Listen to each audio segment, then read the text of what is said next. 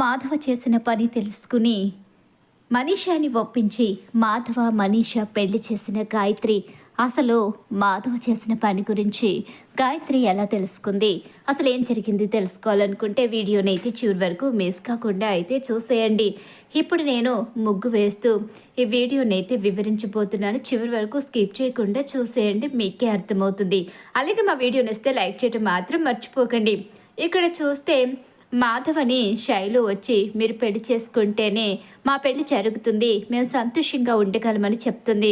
దాంతో శైలుకి మాట అయితే ఇస్తాడు. ఇంటికి తిరిగి వచ్చిన తర్వాత ఇక బాధపడుతూ ఆలోచిస్తూ ఉంటాడు.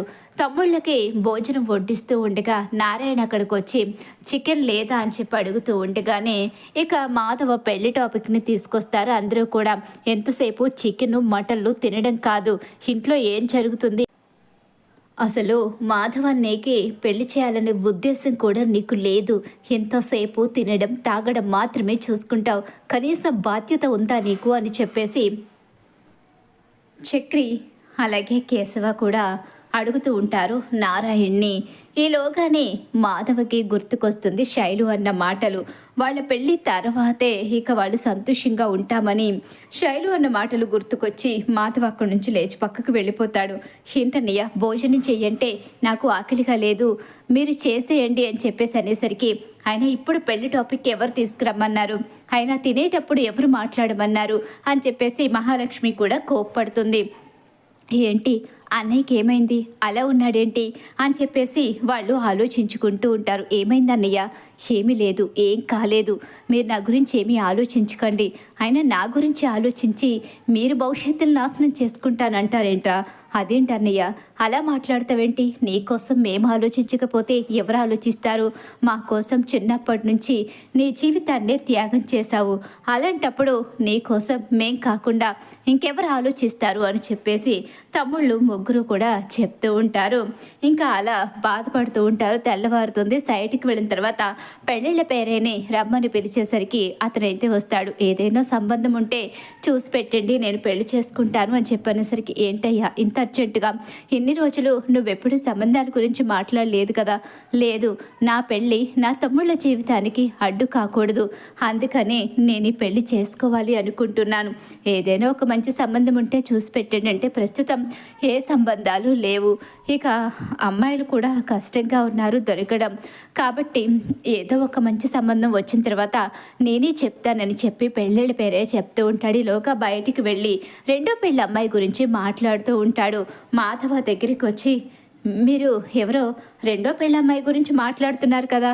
అవును, ఆ అమ్మాయికి రెండో పెళ్ళి, ఆ అమ్మాయికి ఏదైనా సంబంధం ఉంటే చూసి పెట్టమంటున్నారు, అయితే అమ్మాయిని నేను పెళ్లి చేసుకుంటాను. ఏంటి, నువ్వు పెళ్లి చేసుకుంటావా, అదేంటయ్యా నువ్వు పెళ్లి చేసుకోవడం ఏంటి, ఆ అమ్మాయి రెండో పెళ్ళి అమ్మాయి, అయితే ఏమైంది, ఆ అమ్మాయిని నేను పెళ్లి చేసుకుంటాను, ఆ అమ్మాయి నన్ను పెళ్లి చేసుకోవడం ఇష్టమే అయితే ఈ పెళ్లి సంబంధాన్ని ఖాయం చేయండి అని చెప్పేసి ఇక చెప్తూ ఉంటాడు మాధవ. అది కాదయ్యా, మీ తమ్ముళ్ళు లేదు, వాళ్ళ దగ్గర ఈ విషయం ఏం చెప్పొద్దు పెళ్ళయ్యేంత వరకు, ఇప్పుడు నాకు ఈ సంబంధం కావాలి, నేను పెళ్లి చేసుకోవడం చాలా ముఖ్యం, నా తమ్ముళ్ళ భవిష్యత్తు నా పెళ్లి మీదే ఆధారపడిందని నేను తెలుసుకోలేకపోయాను, నా పెళ్ళైతే నా తమ్ముళ్ళ భవిష్యత్తు సెట్ అవుతుంది, అమ్మాయి ఎవరైనా పర్వాలేదు, మంచిగా నా కుటుంబంలో కలిసిపోయేదైతే చాలు అని చెప్పేసి మాధవ్ అనేసరికి తప్పనిసరి పరిస్థితిలో సరే అని చెప్పి అంగీకరిస్తాడు ఆ పెళ్ళిళ్ళ పేరయ్య అయితే. కానీ ఈ విషయం వాళ్ళ తమ్ముళ్ళ దగ్గర దాచిపెడితే అసలే రౌడీల్లా ఉంటారు, వాళ్ళు నన్ను కొట్టి చంపేస్తారు, కానీ ఇప్పుడు ఏం చేయాలి అని చెప్పేసి ఆలోచించుకుంటూ ఉండగానే ఈలోగా పెళ్ళిళ్ళ పేరయ్యకు తాయారు ఎదురుపడుతుంది. ఏంటి, మా వాడికి ఇంకా ఏ పెళ్లి సంబంధం కుదర్చలేదా ఏంటి, కొత్తగా అడుగుతున్నారేంటి, అవును ఆ ఇంట్లో అందరికన్నా నాకు మాధవ్ అంటే అభిమానం, వాడి గురించే అడుగుతున్నాను అని చెప్పి అనేసరికి ఏ పెళ్లి సంబంధం కుదరడం లేదు, ఆ ఇంట్లో వాళ్ళని వదిలేసి వస్తేనే పెళ్లి చేసుకుంటామని చెప్పి ప్రతి అమ్మాయి అతన్ని రిజెక్ట్ చేస్తుంది, కాకపోతే ఇప్పుడు అతను ఒక విషయం అయితే నాతో చెప్పాడు, ఈ సంబంధం ఓకే అయిపోతుంది అనిపిస్తుందమ్మా, ఏంటా సంబంధం, మంచి అమ్మాయేనా అని చెప్పేసి అంటూ ఉండగానే అమ్మాయి మంచిదే, కాకపోతే రెండో పెళ్ళమ్మాయి, ఏంటి వాడికి రెండో పెళ్ళమ్మాయిని తీసుకొస్తావా, అవునమ్మా, నేను కాదు తీసుకొస్తా. తనే ఆ అమ్మాయిని చేసుకుంటారని పట్టుపడుతున్నాడు. అదేంటి రెండో పెళ్లి అమ్మాయిని చేసుకోవడం ఏంటి? ఏమో తన తమ్ముళ్ళ భవిష్యత్తు తన పెళ్లితో ముడిపడి ఉందని నేను ఈ పెళ్లి చేసుకోవాలని చెప్పేసి తనే పట్టుపడుతున్నాడు. అందుకని ఆ సంబంధాన్ని ఓకే చేయాలని నిర్ణయించుకున్నాను అని చెప్పి అనేసరికి ఇంకొక్కసారే తాయారు షాక్ అవుతుంది. ఈలోగానే తాయారికి గాయత్రి ఫోన్ చేస్తుంది. ఏంటి ఎలా ఉన్నావు అంటూ పొడి పొడిగా మాట్లాడుతూ ఉంటుంది. నాకు తెలిసే నువ్వు నాతో ఎప్పుడు ప్రేమగా మాట్లాడావు. నీకు ఇష్టం లేని పెళ్లి చేశానని చెప్పేసి నీకు చాలా కోపం. మాధవ జీవితం నాశనం అయిపోయింది, మాధవ ఒంటరిగా మిగిలిపోయాడనే కదా నువ్వు బాధపడుతున్నావు. ఇక వాడి జీవితానికి ఒక దారి దొరకబోతుంది, నువ్వు నీ భర్తతో సంతోషంగా ఉండొచ్చు అని చెప్పేసి అంటూ ఉండి, కానీ ఏం మాట్లాడుతున్నావు? ఇక మాధవ్ బావుకి పెళ్లి కుదిరిపోయిందా? అవును, పెళ్లి కుదిరిపోయింది. వాడు పెళ్లి చేసుకోవడానికి సిద్ధంగా ఉన్నాడు అని చెప్పి అంటూ ఉండగానే, ఏంటమ్మా అంత త్వరగా మాధవ్ బావుకి పెళ్ళి ఎలా కుదిరింది? అసలు పెళ్లి చేసుకోవడానికి సిద్ధంగా ఉన్నాడు అంటే ఆ అమ్మాయి ఎలాంటిది ఏంటి? ఆ అమ్మాయి రెండో పెళ్ళమ్మాయి అంట. ఏంటమ్మా రెండో పెళ్ళమ్మాయా? అసలు రెండో పెళ్ళమ్మాయిని మాధవ్ బాబు పెళ్లి చేసుకోవడం ఏంటి? ఈ విషయంలో నువ్వు వెళ్ళి మాట్లాడాలి కదా. నేనెందుకు వెళ్ళి మాట్లాడతానే? వాడు పెళ్ళైపోతేనన్నా నువ్వు సంతోషంగా ఉంటావేమో అని చెప్పి నేను ఎదురు చూస్తుంటే నేనెలా వెళ్ళి ఇక వాళ్ళతో మాట్లాడమంటావు? నాకు అవసరం లేదు. వాళ్ళ పెళ్ళి జరిగితే చాలు, నువ్వు నీ కాపురం చేసుకుంటావు. వాడి విషయంలో ఇంకా నువ్వు తలదూర్చకుండా ఉంటావు అని చెప్పేసి తాయారైతే గాయత్రితో చెప్తూ ఉంటుంది. ఇక అలా తాయారు ఎంత చెప్పినా వినిపించుకోదు. నేను వెళ్ళి ఈ పెళ్ళిని ఆపడానికి సిద్ధంగా లేను, ఈ విషయాన్ని ఎవరి దగ్గర బయట పెట్టను కూడా అని చెప్పేసి ఇక తాయారైతే చెప్పేస్తుంది. కానీ గాయత్రి ఊరుకోదు కదా. గాయత్రికి మాధవ్ అంటే ప్రాణం కాబట్టి గాయత్రి అయితే మాత్రం ఇక అలా బావ రెండో పెళ్లి చేసుకోవడానికి లేదు. ఆ రెండో పెళ్ళి అమ్మాయిని బావ ఎలా పెళ్లి చేసుకుంటాడు? బావ జీవితాన్ని కావాలనే చేతులారా నాశనం చేసుకుంటున్నాడు. తన పెళ్లి జరగడం లేదని, తన తమ్ముళ్ళకి పెళ్ళిళ్ళు జరగవని చెప్పేసి బావి నిర్ణయం తీసుకుంటున్నాడని అర్థమవుతుంది. అయినా చక్రికి పెళ్ళైపోయింది. ఇక కేశవకి కూడా అమ్మాయి రెడీగా ఉంది. అలాంటప్పుడు ఎందుకు ఇలాంటి నిర్ణయం తీసుకున్నాడు? నేనే ఒక్కసారి బావతో మాట్లాడతాను అని చెప్పేసి ఆ ఊరికైతే వస్తుంది. మాధవ్ దగ్గరికి వస్తుంది. ఏంటే ఇలా వచ్చావేంటి అని చెప్పేసి అంటూ ఉండగానే, బా నువ్వు తీసుకున్న నిర్ణయం నాకు నచ్చలేదు. ఏంటి ఏ నిర్ణయం గురించి మాట్లాడుతున్నావు? అదే నువ్వు రెండో పెళ్ళమ్మాయిని పెళ్లి చేసుకుంటానని చెప్పావు కదా, ఈ విషయం నీకెవరు చెప్పారే? ఇంట్లో తమ్ముళ్ళకు కూడా తెలియదు. నువ్వు ముందు బయటికి రా అని చెప్పేసి పక్కకి తీసుకొస్తాడు. నాకు తెలిసిపోయింది, నాతో అమ్మ చెప్పింది. అమ్మతో పెళ్ళిళ్ళ పేరే చెప్పాడంట. నువ్వు ఈ పెళ్లి చేసుకోవడానికి వీల్లేదు. ఏం చేయమంటావే? నేను ఈ పెళ్లి చేసుకోకపోతే కేశవ ప్రేమించిన అమ్మాయి మెడలో తాళి కట్టను అంటున్నాడు. నా కోసం వాడు జీవితం అంతా ఒంటరిగా ఉండిపోయేలా ఉన్నాడు. వాడి జీవితం కోసమైనా నేను ఈ పెళ్లి చేసుకుని తీరాలి. ఆ అమ్మాయి చాలా బాధపడుతుంది పాపం. అక్కడ ఆ అమ్మాయిని చాలా ఇబ్బంది పెడుతున్నారు తన వాళ్ళు. ఇంకో పెళ్లి చేసుకోమని కేశవని తప్ప ఎవరిని పెళ్లి చేసుకున్నా మేము ఒప్పుకుంటామని చివరకు ఆ అమ్మాయికి బలవంతంగా పెళ్లి చేయడానికి సిద్ధపడ్డారు. చివరకు కడుపని నాటకమాడి ఆ పెళ్లి నుంచి తప్పించుకున్న తన వాళ్ళు తనని వదిలేలా లేరు. వాళ్ళ జీవితం నా జీవితం వల్ల నాశనం అయిపోవడం నాకు ఇష్టం లేదు. ఒక ఆడపిల్లని బాధ పెట్టడం అసలే ఇష్టం లేదు. అందుకనే నేను ఇక ఆ పెళ్ళికి సిద్ధపడ్డాను. రెండో పెళ్ళి అమ్మాయి అయితే ఏమైంది ఇప్పుడు? ఆ అమ్మాయి మంచిదయ్యుండి మా కుటుంబంతో కలిసిపోతే చాలు. ఇందులో అభ్యంతరం ఏముంది? లేదు బావా, నువ్వు తొందరపడుతున్నావు. నీ తమ్ముళ్ళ భవిష్యత్తు కోసం నీ నిండు నూరేళ్ల జీవితాన్ని నువ్వు తాకట్టు పెట్టేస్తున్నావు. ఆ అమ్మాయి రెండో పెళ్ళి అమ్మాయి అంటే ముందు అసలు ఏ సిచ్యువేషన్తో విడిపోయిందో, ఆ అమ్మాయి పద్ధతి ఏంటో ఎలాంటిదో తెలుసుకోకుండా నువ్వు నీ తమ్ముడి జీవితం గురించి ఆలోచించి ఆ అమ్మాయిని పెళ్లి చేసుకోవడానికి సిద్ధపడ్డావు. దీనికి నేను అస్సలు ఒప్పుకోను. లేదు గాయత్రి, నువ్వు ఈ విషయం ఎక్కడ మాట్లాడడానికి లేదు అని చెప్పేసి మాధవ అంటూ ఉంటాడు. ఇక నేను ఊరుకునేది లేదు, ఈ పెళ్లి నాకు ఇష్టం లేదు అని చెప్పి గాయత్రి చాలా కోపంగా బాధపడుతూ అక్కడి నుంచి అయితే వెళ్ళిపోతుంది. మనీషా దగ్గరికి గాయత్రి వస్తుంది. ఏంటి ఎప్పుడొచ్చావు అంటూ తన భాషలో తను పలకరిస్తూ ఉంటుంది. ఈలోగానే ఇక బన్సీ కూడా అక్కడే ఉంటాడు. బన్సీ గాయత్రి మాట్లాడిన మాటలను మనీషాకి అర్థమయ్యేలా చెప్తూ ఉంటాడు. ఇప్పుడే వచ్చాను, ఇలా ఒక చిన్న ముఖ్యమైన పని మీద వచ్చానని చెప్పేసి ఇటుగా వచ్చాను అని గాయత్రి అంటూ ఉంటుంది. అలా ఎక్స్ప్లెయిన్ చేస్తూ ఉంటాడు బన్సీ అయితే. ఈలోగా గాయత్రి, నిన్నొక మాట అడగాలి అనుకుంటున్నాను. ఏంటది అని చెప్పేసి మనీష అంటూ ఉంటుంది. నీకు మా బావ మాధవ్ అంటే ఇష్టమేనా అని చెప్పి అడుగుతూ ఉండగా, ఏంటి ఏంటండి అలా అడుగుతున్నారేంటి? బన్సీ నువ్వు ఆగు, చెప్పు మనీషా, నీకు మా బావ అంటే ఇష్టమేనా అని చెప్పి అనేసరికి తలదించుకొని నిలబడుతుంది. అంటే అంటే నీకు మా బావ అంటే అవును ఇష్టమే. ఆయన్ని ఇష్టపడిన వాళ్ళు ఎవరుంటారు? ఆయన చాలా మంచి మనిషి. అలాంటి మంచి వ్యక్తిని ఎవరైనా ఇష్టపడతారు. అంటే నీకు పెళ్లి చేసుకునే అంత ఇష్టం ఉందా అని చెప్పనేసరికి తలదించుకుంటుంది. మనీషా, అసలు తను ఏమడుగుతున్నారో నీకు అర్థమవుతుందా? ఆ, అర్థమవుతుంది అన్నట్టుగా ఇక తన భాషలో తనైతే చెప్తుంది. అంటే నీకు మాధవ్ భయ్య అంటే అవును ఇష్టమే అని ఇక వివరిస్తుంది. అయితే నువ్వు మా బావని పెళ్లి చేసుకుంటావా అని చెప్పి అనేసరికి అది కూడా ఇక ఇప్పుడే నువ్వు మా భామని పెళ్లి చేసుకోవాలి. మీ ఇద్దరికి దగ్గరుండి నేను పెళ్లి చేస్తాను.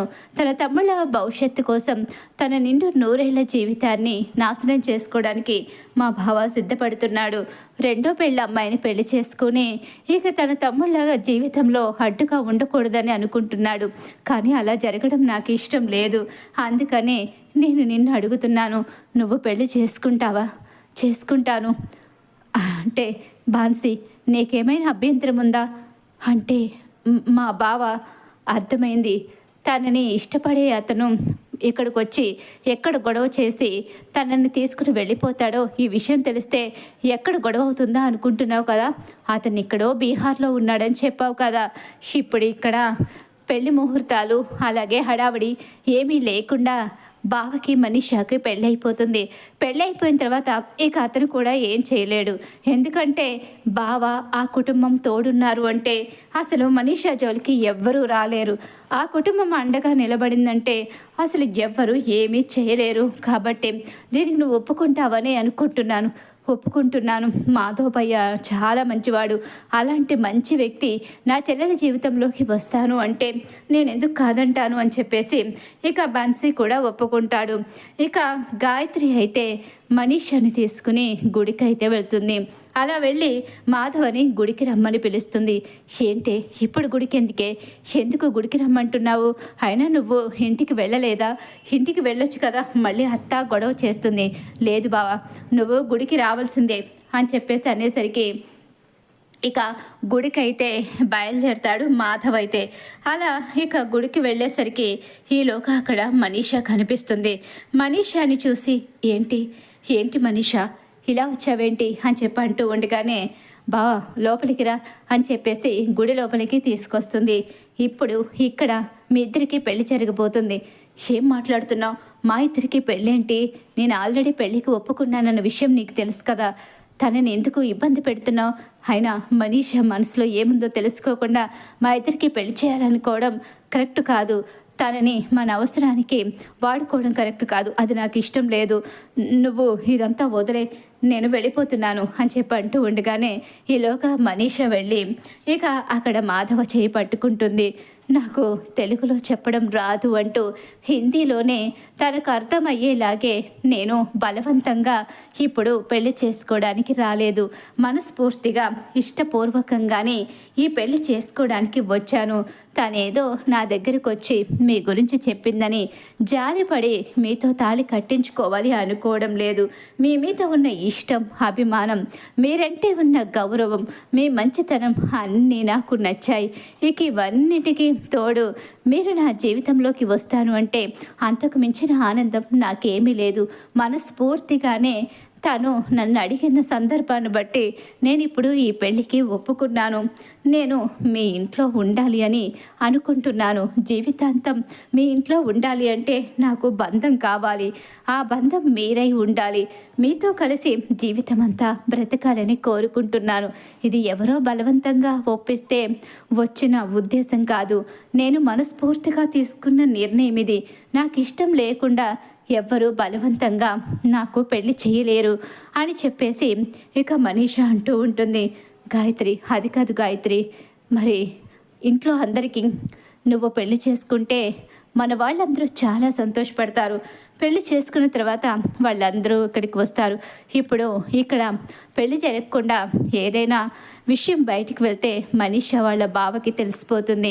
అలా తెలిసిపోతే ఆ తర్వాత చాలా పెద్ద ప్రాబ్లం అవుతుంది. అతను వచ్చాడు అంటే ఇక్కడ గొడవ జరిగి నీ పెళ్ళి ఆగిపోతుంది. మనీషా ఇబ్బందుల్లో పడుతుంది. అందుకని సైలెంట్గా ఎవరికి తెలియకుండా తనని కేవలం గుడికి తీసుకొస్తున్నట్టుగానే నేనైతే తీసుకొచ్చాను. తన మెడలో తాళి కట్టిన తర్వాత ఇక మన వాళ్ళందరూ చూస్తారు కాబట్టి వాళ్ళందరూ సంబరపడతారు. నీ పెళ్లి విషయంలో వాళ్ళెవరు నిన్ను అడ్డు చెప్పరు. నీ కోసం, నీ మంచితనం కోసం, అలాగే నీ భవిష్యత్తు కోసం నీ తమ్ముళ్ళు ఆరాటపడుతున్నారు బావా. అందుకనే నువ్వు ఇక మనీషా మెడలో ఏమీ ఆలోచించకుండా తాళి కట్టు అని చెప్పేసి అంటూ ఉంటుంది. ఇక గాయత్రి అయితే మనీషా కూడా ఇష్టపూర్వకంగానే ఒప్పుకుంటుంది. తర్వాత మళ్ళీ నా కారణంగా మనీషాకి ఏదైనా ప్రాబ్లం అవుతే కష్టం కదా.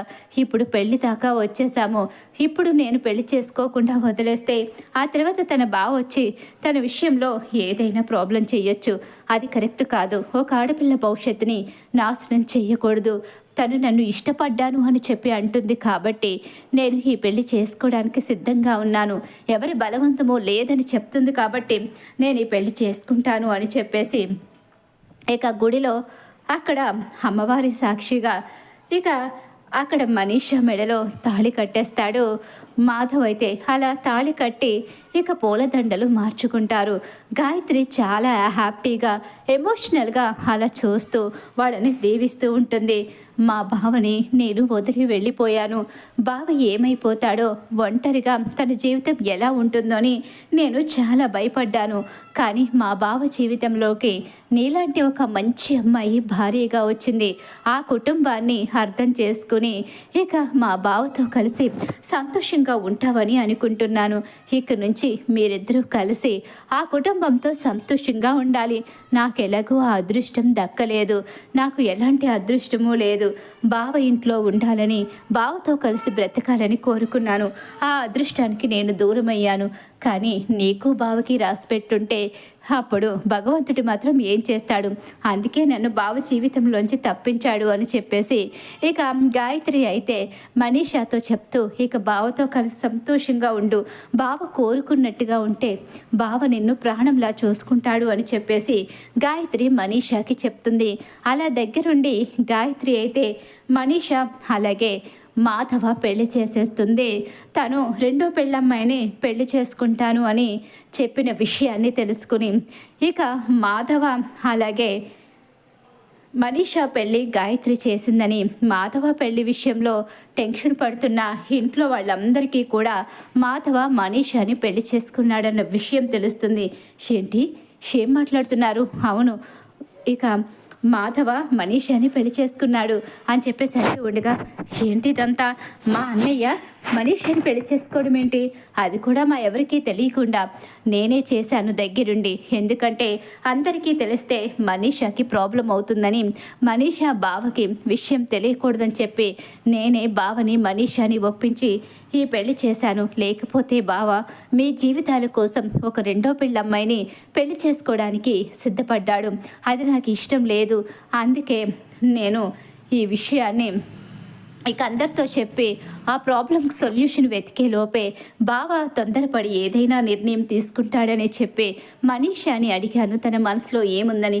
మనీషా మనసులో బావున్నాడని తెలిసింది.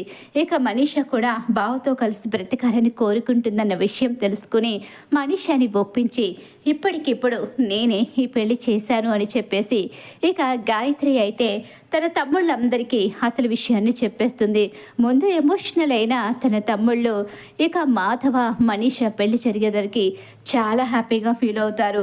నారాయణతో సహా అందరూ కూడా మాధవ మనీషాలు పెళ్లి జరిగేసరికి చాలా సంబరపడిపోతారు. వాళ్ళందరూ మేము ఈ రోజు కోసమే ఎదురు చూసాము. సర్లే, మేము లేకపోయినా మా అన్నయ్య పెళ్లి చేసుకున్నాడు, మేము రిసెప్షన్ గ్రాండ్గా చేస్తాము అని చెప్పేసి సంబరపడిపోతారు ఆ కుటుంబం మహాలక్ష్మితో సహా అందరూ కూడా. ఇక అలా మాధవ మనీషాల పెళ్ళి అయితే జరగబోతుంది. గాయత్రి కారణంగా గాయత్రి దగ్గరుండి తన బావకు పెళ్లి చేయబోతుంది. మరి ఖచ్చితంగా రాబోయే కథలో ఇలా అయితే జరగబోతుంది.